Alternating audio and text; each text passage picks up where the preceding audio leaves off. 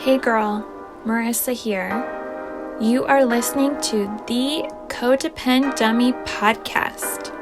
As a young woman, you have been raised, reinforced, and rewarded for putting the needs of others above your own. Now, in your 20s, you're finding yourself exhausted, exasperated, and enveloped in shit relationships, especially the one you have with yourself. Codependency is a way of being where we put the feelings, wants, and needs of others above our own in an unconscious attempt to meet our own feelings, wants, and needs. Sorry to break it to you, sis, but that is not sustainable. This podcast is to help you undo all that so you can stop playing small and start taking up space, you dummy. Let's get to it. Hello, everyone, and welcome back to the Codependent Dummy podcast. Today, I'm sitting with Dr. Etel Leit.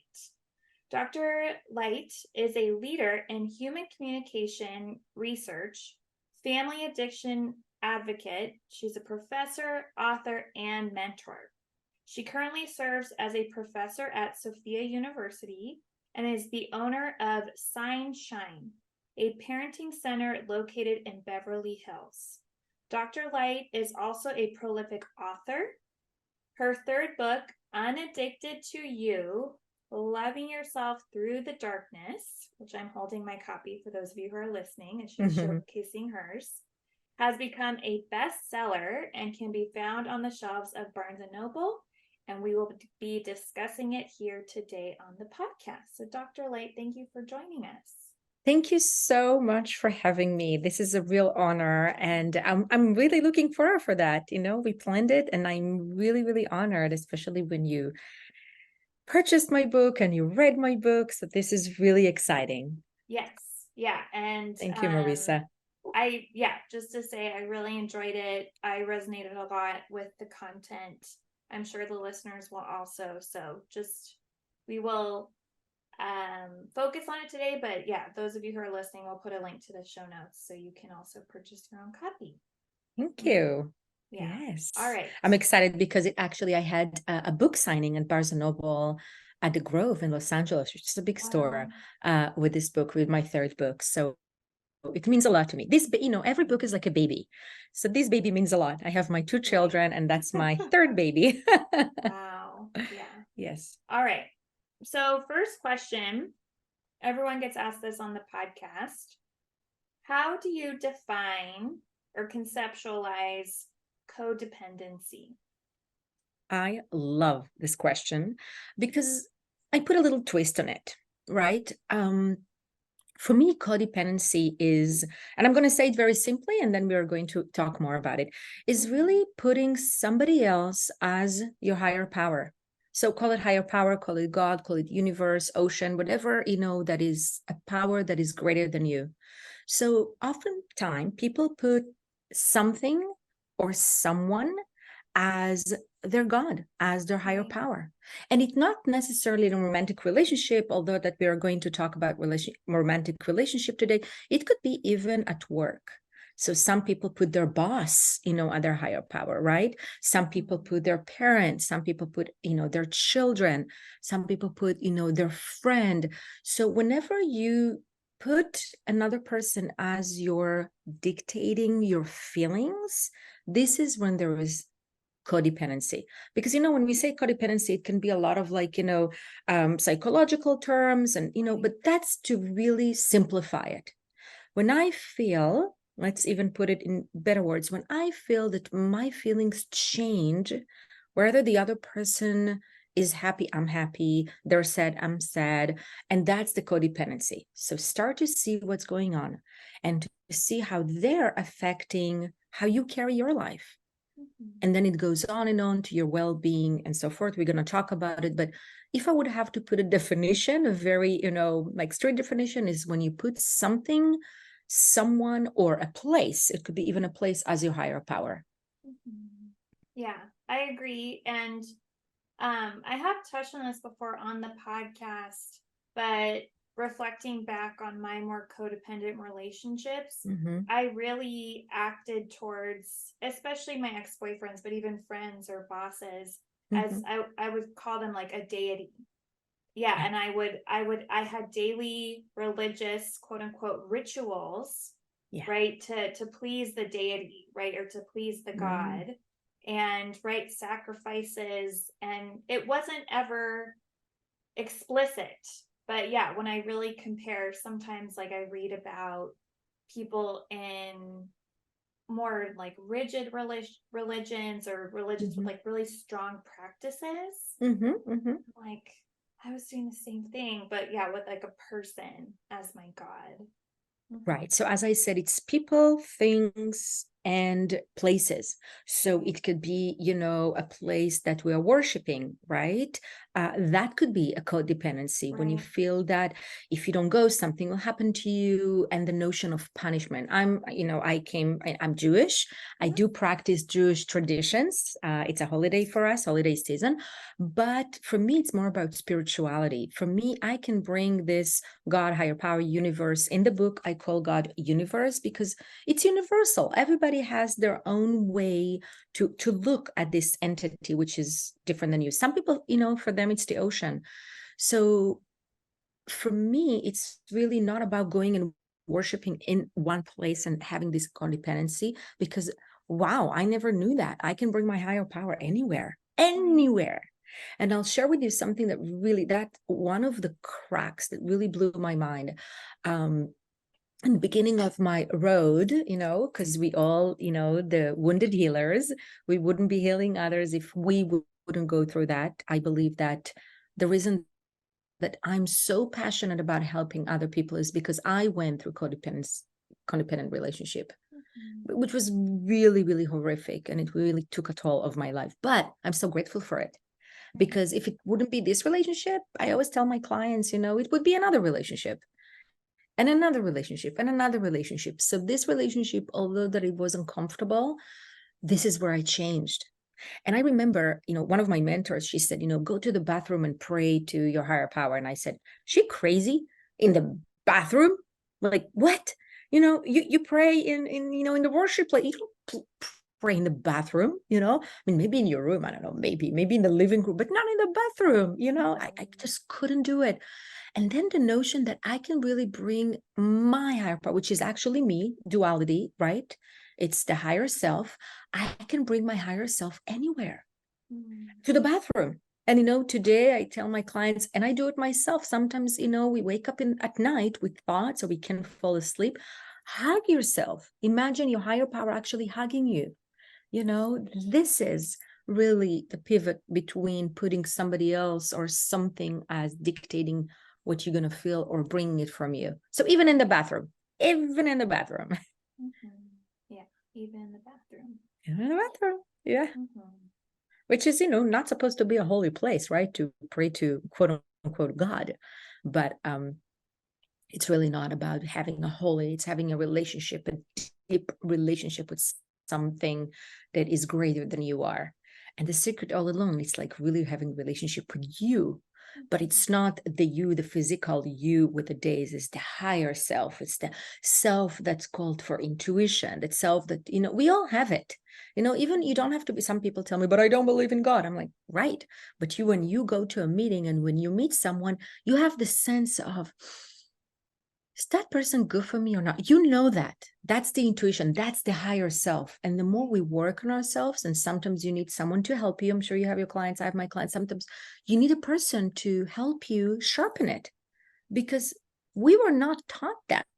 I mean, there is no something in school that called getting to know yourself 101. No, it's getting to know math and English and all that, but not to get to know yourself. Even with some of, the counseling classes for little kids or homeroom teachers, it's never the emphasis of who am I? What is the connection to my higher self and how can we develop this intuition? It's the most beautiful thing we have. And with it, so many people kind of like, I don't know. They will go to tarot readers and to reading in coffee and fortune tellers, and because they don't trust themselves. And by the way, I used to do it too. I used to go to all these people and ask their questions because I didn't trust my intuition. And why I didn't trust my intuition? Because I'm codependent on people instead of having this relationship, not codependency, relationship with my higher power, which is the higher self, which comes with intuition and pausing. Oh, I can talk about it forever. Yeah. It's something that I'm very, very, passionate about. Yeah. Well, just for the listener, how I broke down my questions today. So I did read your book and I took quotes, right? So I'll start with a quote and then ask you to expand or, elaborate. Sure. Should we tell the audience what is the book about before, or do you want to read the quotes? Let's tell them what it's about. Yep, whatever you want. You're the guide. So Unaddicted to You, so there are so many songs, right? I'm addicted to you. I'm addicted to you. It's such a genre when people say, I was so addicted to her. I'm so addicted to him. So I went and I broke it, Unaddicted to You. So it tells the story of Ella. Ella was born in Jerusalem. Okay, so hint, hint, I was around Jerusalem, the holy chick. And it tells her story, how she develops codependency in her life to different people, places, and how she get into, and he tells the story of being a commander in the Israeli intelligence. So, this is fun, and her childhood and how she was raised in a little city, coming to America and really succeeding, but really with all the success from the outside, she was trapped in a toxic relationship, right? And what happened and how this toxic relationship was the best thing that ever happened to her because she found herself through it. So this is really in a nutshell, with a lot of metaphors and fun and, crying moments and happy moments. So this is my third baby. Yes. Yeah. Yes. And I really appreciate you read the book. Thank you, Marisa. Of course. Yeah. Yes. Thank you. All right. Well, so this question, a quote, I looked at everyone with a magnifying glass, yet refused to look into my mirror. In the book, Dr. Leit, you reference Ella being good girl Jerusalem and the multiple codependent relationships in her life, right? With her parents being codependents and junkies with one another, her dependency on her mother, a boyfriend who tattooed her name on his arm, and with the relationship with her first husband. So I'm curious if you can share about a quintessential codependent experience from your own life with us. Yes. Wow. So you touched upon so many things. Thank you. Wow. Thank you for reading the book. You really read through it. Many people tell me I read it and it's only like anecdotes. You really read it. So really, this is my life. And, I can, start sharing on that. And then I'm going to share about the magnifying glass and the mirror, which is a big thing in the book. And I want to even show it because I have it here with me. I grew up in a family of codependency because I didn't know better. So anyone that is hearing that, I really want you to understand that the shame and the embarrassment and the self-judging that you are in a codependent relationship, let's put it aside for a second, because as long as we are trapped in the shame and the judgment, we will not be able to get out of it. So you talked about, it's funny, nobody actually asked for me about the boyfriend who tattooed my name on his shoulder on my birthday. So let me share with the audience. It was my birthday. I was really excited. I was 21. It's a big birthday after I was released from the Israeli intelligence, and he came. We very happy. We both did a tattoo of butterfly. Whoever sees and not listen, I have a tattoo still from that time, a tattoo of butterflies. We matched tattoos. It was the first crazy thing I did, because I was a good girl Jerusalem. It's an expression, by the way, in Hebrew, Yalda Tova Yerushalayim, good girl Jerusalem, which means you have to be a good girl. Bring good grades, clean the house, don't create a lot of havoc. And I'm just retrieving a little bit, but many people go through that when they're silent. They see the emperor is naked and they say nothing.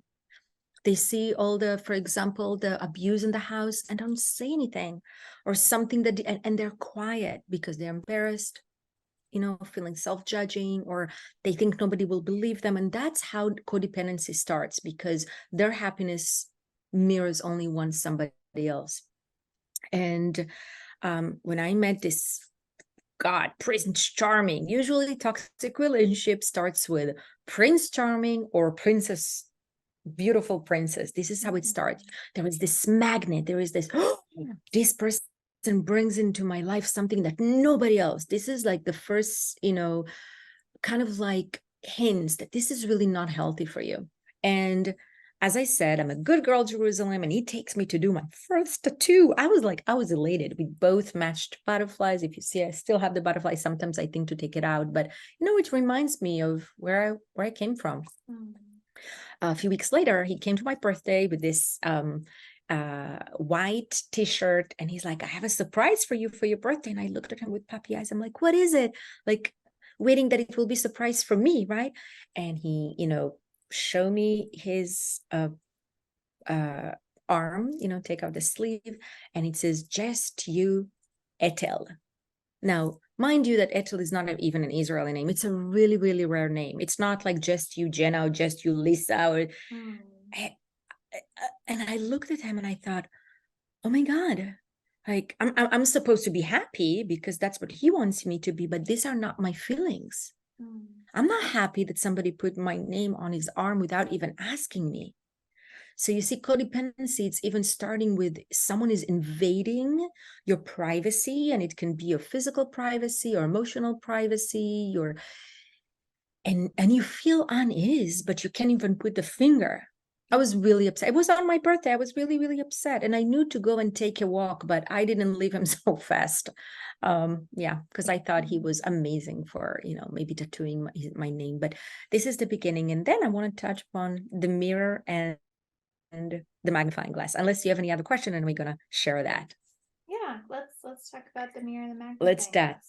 So, that's something that is a whole chapter in the book. And I show it to all of my clients. What happened to us when we are in a codependent relationship, we start developing this magnifying glass attitude. And I'm holding a magnifying glass, that I show to all of my clients, and pause and think about it. Do you try to fix anyone? Do you try to pinpoint what they're not doing well? Are you in your head thinking, oh my God, if they would fill in the blank, then I would be happy? That's the progress of codependency. And all day long, you're thinking about them, what they did well, what they didn't do well, and how you can fix them and how you can help them. They become your obsession, right? That's the magnifying glass, to the point that it's actually really, really not happy for you, healthy for you.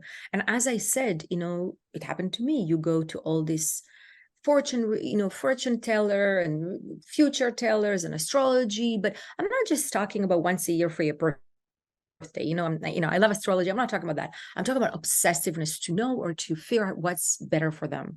I also see it with relationship with addiction. The person who is next to the person with the addiction, try to fix them and to fix them and to fix them. So holding the magnifying glass, driving yourself crazy. All right. Mm-hmm. So I say, put down the magnifying glass and pick up the mirror. This is my mirror. And I'm going to ask Marisa to tell the audience that is not watching us, what is the shape of my mirror? A heart. It's a heart, and it's a pink heart because it's my favorite color. It's a pink heart. Exactly. So hold on the mirror. So instead of magnifying glass, pick up the mirror and start looking within. Right? And I'm not talking about the selfie. Oh my God, how do I look with filters? Because a real mirror doesn't have filters. It's a mirror to the inside. And I'm just going to tie to what you said. What is your inside? It's your higher power. It's your intuition. It's your self-trust. It's all the things that we neglected because we are so focused on one person. All the things that we want to, not even to look at, because it's so much easier to look at another person, right? But looking within, that's hard. And looking within, we need help. We need someone to help us do it, because other way, it's a lot of self-judging. right? It's like, oh, I'm not good, or I'm this, or I'm that, rather than what are the amazing things in me? What do I love about myself? What are the things that I actually don't like about myself, but I earned them because that's how I do the world. For me, Good Girl Jerusalem, it was a burden, but it got me into what I'm today, to write the books. And I have an app on Spotify, and I teach at the universities, and I have my PhD, and I have a center for, I learn to do and to achieve. And I love that mode. So I don't judge myself over it. I do it for me because I love it. I have so much to give. So I'm saying, take your defects of characters, and turn it into defenses. Like, wow, that's your shining thing. And that happens, I'm going to tie it only when you take down, put down the magnifying glass and pick up the pink heart mirror. Yeah, beautiful. Yeah, thank you. All right. Another quote. I'm terrified to speak about it. I know full well that if I dare to bring out the truth, it will certainly destroy me. It will create violent chaos with no way back. It will be better to pretend, hide the fact, and shove it deep into a hidden cabinet so no one will find it. But the truth keeps growing, and I need to block the door because it is in danger of bursting off the hinges. So this is in reference to living in an abusive relationship. So can you expand on what that's like for codependence? Yeah. Oh my God. I wrote it and I have goosebumps when you read it. Emotionally, personally, it puts me back in that moment, but also for all of my clients. I just had this week of a client that, came through about, some emotional abuse in childhood. And this is the feeling, Right. I can't tell. It's a big secret. Because the repercussions of what am I going to say will be so huge and big that I can't do it. The person, first of all, will get mad. They'll defend themselves. Nobody will believe me, especially with children. Is like, my mom, my dad, the family is not going to believe me. People will think that I'm crazy. People think that I made it up. And what happens in codependency, we're going to tie it into that. Oftentimes you question yourself. You're like, maybe I'm making it all up. Maybe this person is so amazing and I'm just making it all up. So it's more of codependency. I'm going to go more and be dependent on the person and the happiness glimpse of moments that they share with us, because I'm imagining it. It all starts from the fear. And I would say the opposite of fear is faith. And yes, oftentimes you can't do it by yourself. You can't come with the truth. It's too painful. Usually it's not only something that, for, people who are married, men and women, by the way, or parents, then the consequences hit not only on them, but the entire family. Right? So they keep it inside. Right. Not only keep it, but close it. And what happens when we have something that is kept inside, the resentment is huge. The resentment to the person is insane. And this is the vicious cycle. On one end, it's resentment. On the other hand, it's codependency. It's like, I want to be with them. I don't want to be there. I hate to love you. I'm sure you heard it so many times before. I hate to love you. I hate to love you.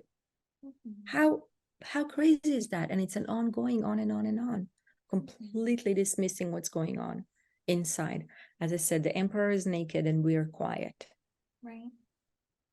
And we've talked about resentment before, so I'm curious, Dr. Leit, like in your experience or working with your clients, like what is the resentment about? Like what's underneath that? Right. I would say, resentment is expectations in meditation, right? This is what resentment is. When we expect something from someone and it's not met, right? So we don't share, we don't talk about it. it, right? And it's kind of like a ball in your stomach that grows and grows and grows and grows. That's resentment, right? When it doesn't really match the reality, but we are afraid to talk about it. And again, it's all in our head. The big cause of resentment is whatever I'm holding now in my hand that I showed before, the magnifying glass. The more we are going to be obsessed with someone else's behavior, the more resentment we will feel. Because we have these expectations like, oh my God, and I'm going to say silly things right now, okay? Oh my God, they didn't pick up their socks, right? Oh my God, the cup is still in the sink. Oh my God, they didn't open the door for me. Oh my God, these little silly things, right? Expectation. All along, the person we are with, we can't change anyone. The only person we can change or fix or whatever is ourselves. The only people. But I'm going to add, it's not, the end of the sentence, through love, through acceptance, through hugging, through looking at the mirror and see, wow, I actually like what I see. Not all of it, but I like it. And find someone to help you love this thing that you see in the mirror. Because by yourself, it's really really difficult. I've seen people who, and that's the thing of codependency. They try to do it, they go back. They try to do it, they go back. It's like this cycle, I always say it's like trying to, that you can see, right? And people ask you, so you can see, and you need glasses, right? Like you can see. I'm like, I'll try to do it better. So you squint a little bit, you do it by yourself, you try to squint, but that's not a solution. You really need someone to be your glasses, and then you can see better, and then you can live better, with the less of intensity and heaviness on your shoulders. That's the goal of my work, at least. Yeah. Well, yeah, reflecting on keeping secrets in my codependent relationships, I know it's I mean, it was with the person I was dating at the time, but it was also with my friends and family, right? Not sharing about what he was doing, right? To maintain, I don't know, their lack of judgment, his reputation. And why you didn't want to share? Like, that's like, I always ask, like, why you didn't share? What would happen? What do you think? What the story you told in your head? What was it? What was the story in your head that you think? I think twofold. I mean, with him, or with the young men that I dated, I wouldn't share problems, issues. I mean, even like finding out things that really weren't okay, like their infidelity, I like wouldn't address it. And yeah, it was to keep him, right, avoid his rejection. And then yeah, I do remember sometimes like infidelity with one ex-boyfriend was a problem in general. And so I just stopped sharing about it with my family and friends because I didn't want to disappoint them, and also to deal with the reality, which was this wasn't a sustainable relationship. Yeah. And also, usually the person doesn't share because they don't want the family to judge them. Right. Oh, again, you found this guy. Oh God, again, how did you do that? What are you doing with him? Right? It's the things that family would say, like, oh God, not again. We told you from the beginning he's not for you. Right. Right. All these sentences, so people kind of like hide it because they think that if they're going to share, their character is not good. They did something, but I want to share with the audience, it's something that happens to everyone. It's not just certain demographic of age or certain economic situation. It's not only for that. It can happen to anyone. And what's really funny, and I shared yesterday with a client and she couldn't believe it, but usually people who have high left brain will get hooked into codependency because they want to solve what's going on with their logic. So there is this war in their head. If I will find why, I can fix the person. So their left brain is really fired in this relationship. because there is no, the right brain is not nurtured. So the left brain is kind of like, okay, I'm going to find out. I'm going to go and find out why, and I'm going to do this. It's all like this mazes. When all along we have to quiet the left brain, right? To be very honest, first with ourselves, then with our family, right? And maybe the family is not a support system. Maybe it's a best friend. And if it's not a best friend, then a therapist, then, a mentor that went through that, but find the person, because keeping it in, it's the most dangerous thing ever. And I know you read about it. It's the beginning of my book, but I got sick. I actually had a near-death experience. And funny enough, he found me on the floor with a heartbeat of 21 going down. I saw the white light. I know some people, kind of like question it. I questioned it myself a few years. I thought, no, I didn't see it. And when I read about it, I was like, wow, this is exactly what I experienced, because my body just didn't want to be living this lie anymore. I really didn't want to live this lie anymore. It was really too heavy inside for me, too heavy. So this is no joke. If you're in a codependency toxic relationship, find help. And we will share with the audience how to even find free help today. Right. Yeah. Okay. Next quote. So you were, sounds like part of a therapy session for your sick partner, and you were sharing about your experience, and this therapist told you, you are sick too. You need help. Go to Al-Anon. Can you share about your experience in Al-Anon, as well as other effective ways to fight codependency? Yes. Oh God, I love Al-Anon. I'll share in a second why, but yes, this moment it was actually on the phone with a therapist that he was in a place, and they assigned a therapist for me to talk. And of course, at the moment, I was holding my magnifying glass. He was the one that is not okay, right? I was the saint. I knew what's wrong with him. I knew how to save our marriage. I knew how to make life perfect, because I'm the type A personality, good girl, Jerusalem. Of course, how can you even dare? And she told me and I said, he's the sick one, and I have to be there with the kids, and I have to do that. And she said, wait, you are the sick one. Go find Al-Anon. Now, when I heard something like that, the same day I went to Al-Anon. I didn't know what Al-Anon is.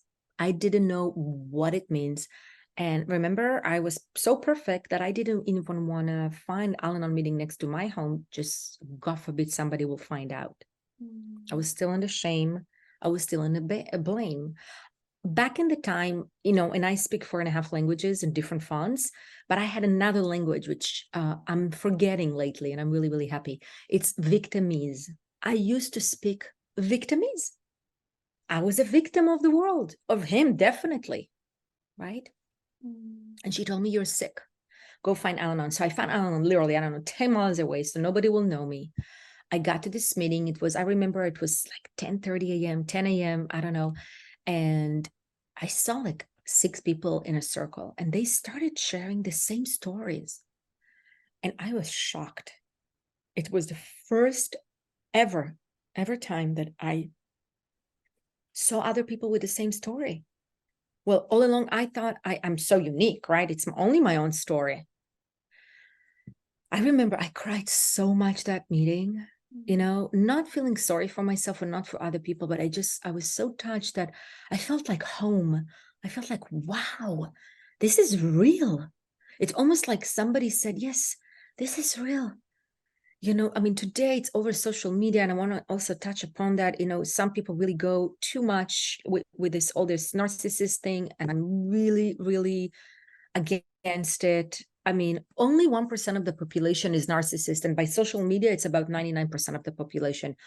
Big, big, big false, right? You can't really diagnose people with narcissist. If the person doesn't want to be with you and he blocks you, he's not a narcissist, he doesn't want you, right? And oftentimes you allow the person to behave like that. But that's for a different, podcast about narcissism, because I'm really, really passionate about it.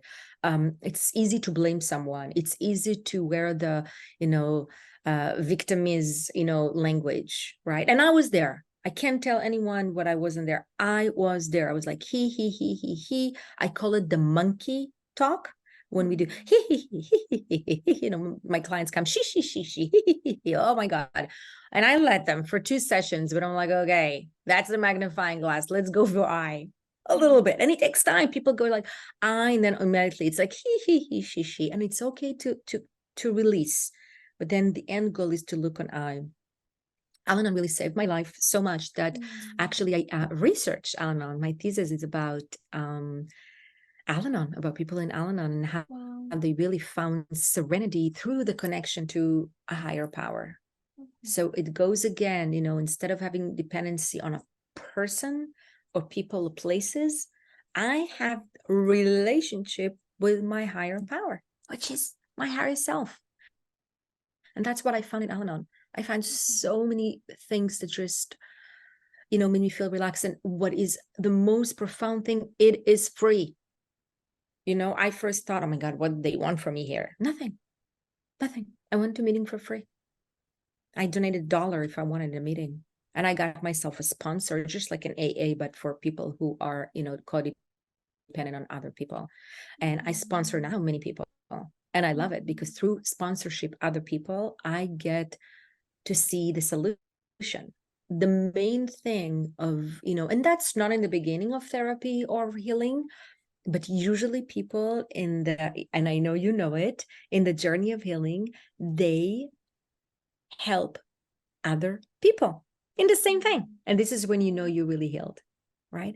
You're serving other people. You're not controlling them. You're not telling them what to do. You're there in service, right? You're there to, oh my God, I went through that, and just give your strength and hope. Don't try to control other people. Right.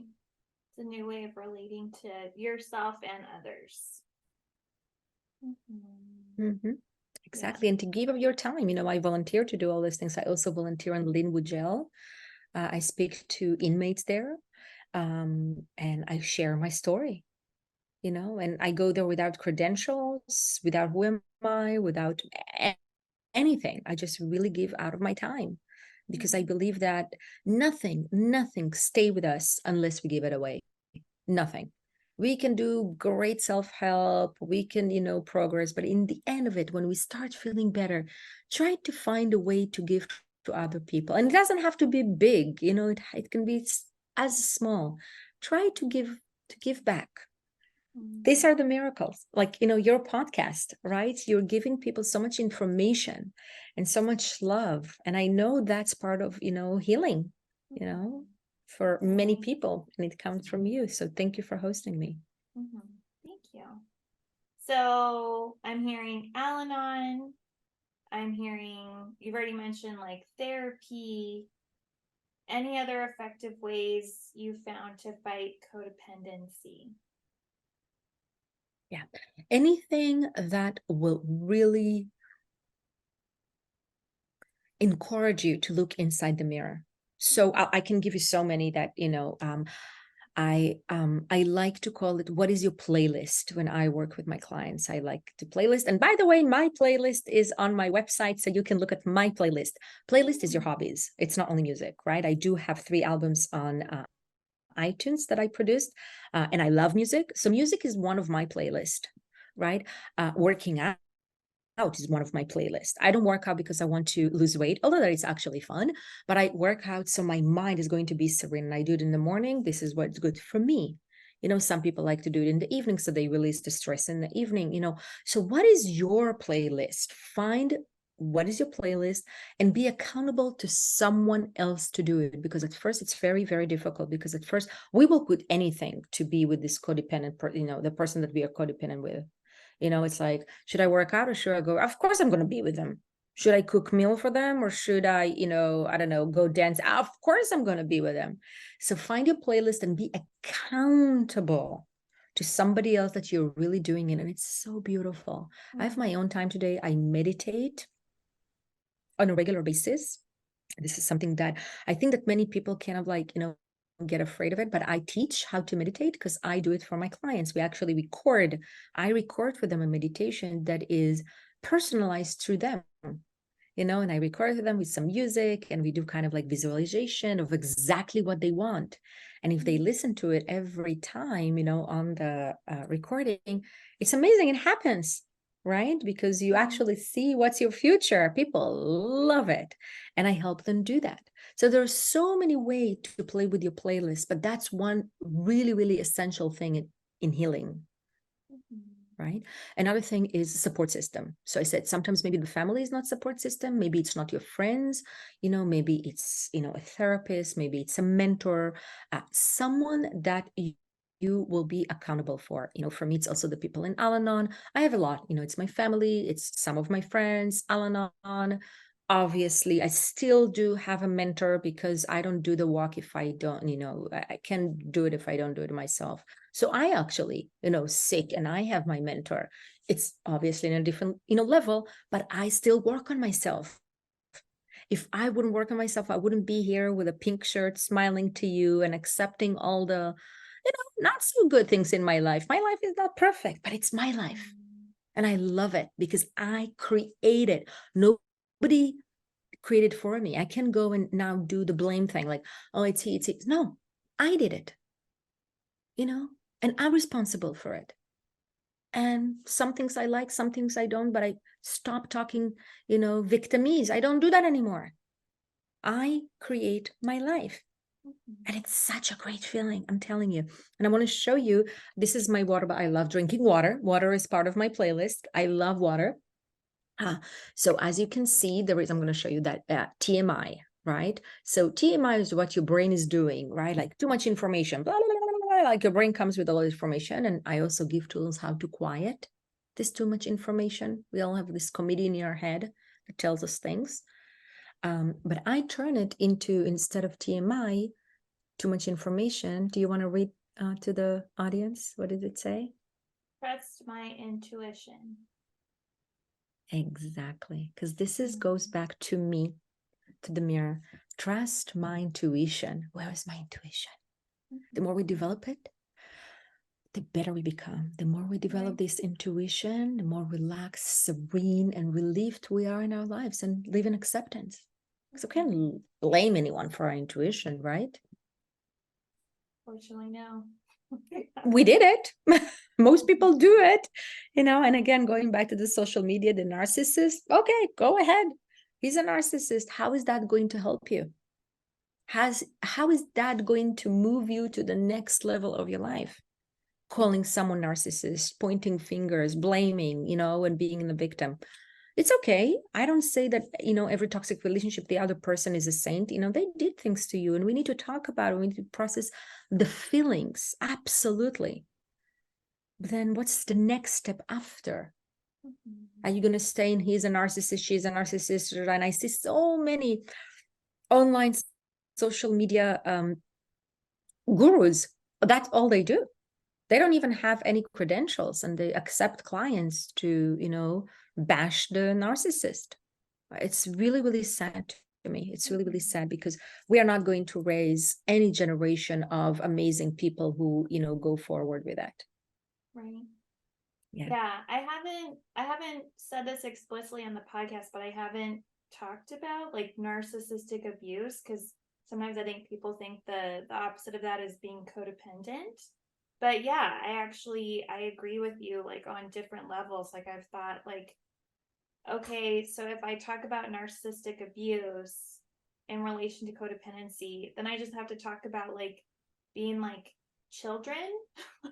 Because yeah, it's like one way that, yeah, it's like a circumstance, but what do you do with that when you know someone else is something?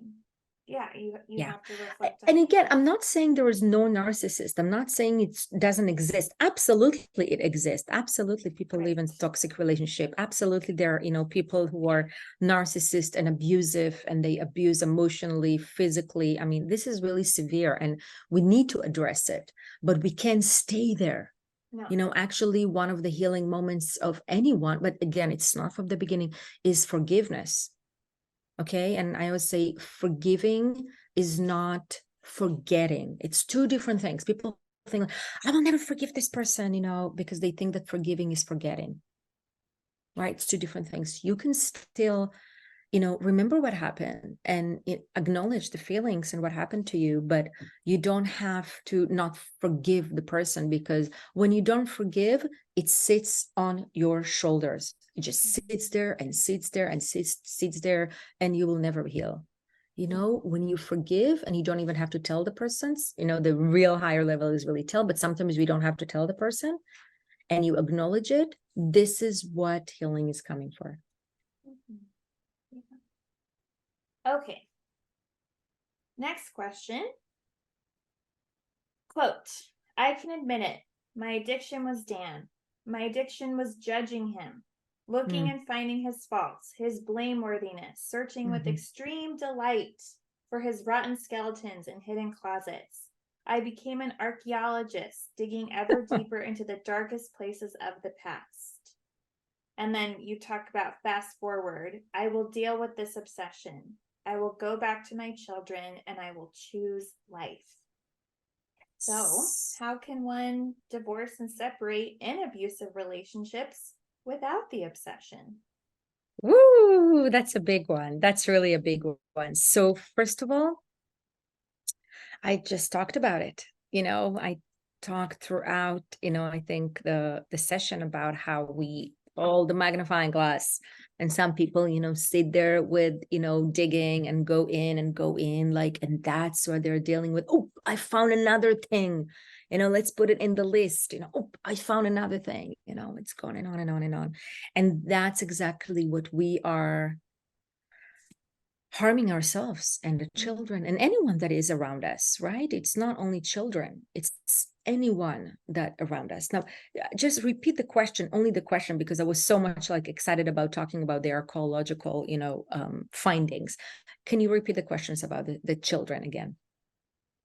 How can one divorce or separate in abusive relationships without the obsession? Okay. So one thing that I learned, and actually I'm very proud of myself because I was in Al-Anon in the beginning, I stopped micromanaging the other person. When you break up, when you divorce, when you separate, everybody has their own thing. And of course, that's a process, how to do it. The most important thing, especially with children, whoever has children, you know, it's really important. Stop micromanaging. I'm hearing horror stories of people who are like, but the kids went to sleep at 7:15 instead of a 7 whatever, and they ate that and they didn't eat that and they went to school. If the micromanaging is going to be just less, remember, you are going to live better. And I think that sometimes people kind of like overreact, and they think that if they don't micromanage the other person, a disaster is going to happen on the other side. But guess what? Your children are also going to develop a relationship with their mom or with their dad, with the other person. And they're entitled to that. And believe me, their relationship is going to be so much better if you're not going to practice micromanaging what the other person is doing. It's what they're doing. You take care of only of your relationship with the person, not through other people, right? And this is where we come to another whole, you know, podcast is setting healthy boundaries. What is setting healthy boundaries?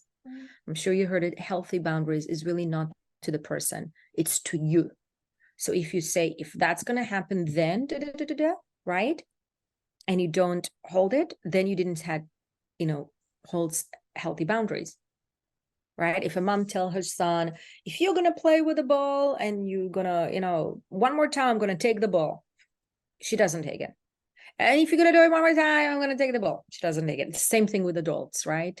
If you're going to do it one more time, I'm going to leave you. And the person doesn't leave because you don't want to leave the person, but we, you know, we threat and we say things, right? And we micromanage and, you know, just kind of like working too hard on something that all along it's, you know, for us, right? Micromanaging, digging in, looking at a magnifying glass. Hold on, be in the pause. Stop digging somebody else's life, especially if you separate. It doesn't matter if he has a new girlfriend, the other way around. Many people come to me like, oh my God, he has a new girlfriend and, now I'm like, great. He's going to be happy. Or he's not. It's none of your business. But, when you separate, you separate. Some people are afraid that the other person has a different relationship because, oh my God, they're going to forget about me. That's a whole new story, right? Yes. Yeah. Mm-hmm. Okay. Last question. Woohoo. I love your questions. They're so thorough. And the way that you put the quote and then the question, I really appreciate that. I wish all of my podcasts would be like that. I beyond appreciate that. Yes. Well, yeah, I did love this quote. So when you help someone, consider if they can help themselves. If you realize that you worry more about them than yourself, then you must turn around and start reclaiming your life. So how can we learn to be independent in relationships? Wow. Amazing. Amazing. So, I always say we are not pandas. I love the zoo. And once I was in the zoo with my kids, and what I really like is the zookeepers, because you can ask them all the questions and only your kids can roll their eyes up like, okay, mom, let's go. But, they will love to answer any questions. And I remember we were next to the panda, which is my favorite animal. It's so cute. And, it's a fur. I mean, it's a bear, but it's not that scary. And I asked the zookeeper all the questions. And apparently a panda is a solist animal, which I didn't know. I thought that they cuddling together and they live together. Not at all. They're solists. So a panda lives on a bamboo until it's time to mate. The panda female goes down, she finds a male, and then she's pregnant for 9 months, and then she gives birth to the little panda. Little panda lives on the bamboo with the mama panda only for, I think, 9 to 10 months. Wow. And then she releases the panda and she lives by herself. And then the little panda lives by himself, right? They're solist. And we're human. We're not solist. We need interaction. We need communication. This is why we came to this world, to be together with people and to learn about ourselves through other people, right? So the best relationship you can ever have will have issues and will have problems, because otherwise it doesn't reflect who you are. It reflects of like something that is, very illusion of you. Because if there's no issues, it means that the other person doesn't reflect on what's not good, right? So yes, helping people, and yes, being in contact with other people. But if the other person is not ready to help themselves, stop forcing all the solution. Somebody can come and say, oh my God, I'm dealing with this at work and I don't know what to do. Ask them, do you want just to tell me what you feel, or do you want my advice, or do you want me to help you? Ask. Give the person a dignity of what do you really want. And people in codependence relationship, that's throughout that I, saw in my work, they throw the helping the other people like there's no tomorrow. I'm like, I know, I got the answer. I'm the savior here. I'll help you so you can feel better. And this is a very, very egotistical thing, because I'm going to explain to you. The mind says, if I'm going to help the other person, they're going to be happy, right? Now, if they're happy, what happens? I'm happy. That's why they do that. It's a little bit selfish, right? So ask the person if they need help. Maybe they don't need, so go and help yourself. But stop fixing other people so they can be happy, so you can feel happy. That's the true. And I think this is a great way to finish all the questions. This is a great vicious cycle of codependency. I'll fix someone, they'll be happy, I'll be happy, because right now they're miserable, so I'm miserable. And go on and on and on. Feel calm. It's okay to be next to someone that is sad. In parenthood, it's okay to be next to your baby that is crying. Just sit next to them and say, what are you feeling? You frustrated? Are you sad? What is it? Help them express it rather than suppress it. Stop putting patches on people. And then you'll accept yourself, because sometimes we feel frustrated and it's okay. Stop suppressing it. Just express it. Yeah. There's that saying, like, skip the middleman. So for codependence, like skip the middleman. Like, just focus on yourself. Exactly. Oh, I love it. Yeah. All right. Well, thank you so much, Dr. Light, for being here. You do have some free resources. So can you share about the relationship diagnostic and how to stop people pleasing, the program? Okay, so my number one free thing is the free diagnose. I give 15 minutes of a free diagnose for people who just listen and they want to diagnose their relationship. Is it really codependent? Is it toxic? Is it none of it? Is it just, having, if you really want to know, so you have with me 15 minutes. We're going to go through questions and I'm going to help you figure it out. And what do you need to do? So you don't have to pay for it. It's actually free of charge. And many times knowing what's the issue, it's actually half of the solution, right? Mm-hmm. Yes. And for people who are afraid and do not want to call, which I think that it's so silly because this is your time to actually get the solution instead of going round and round and round. I have free people pleasing, guide. Many codependent, they're people pleasing. They want to do something that the other person will be happy so they can be happy. So I have a guide to show them how to stop people pleasing and a really, really easy, like 3-way trick. And I will give you the link so everybody can enjoy that. But really, the real link is to do the 50 minutes of diagnose, your relationship, to a way of better one. Great. Yeah, I will put links to that in the show note, as well as your website and social media. So everybody check those out. And again, her book, Unaddicted to You, available at Barnes & Noble. I'll put a link to that as well. And thank you. Thank you for being here. Thank you so much for having me. That was absolutely a pleasure. And I enjoyed this podcast. Thank you so much for me, Marissa, for being so thorough. Thank you. All right, dear listener, thank you too for being here. And I will see you next week. Take care.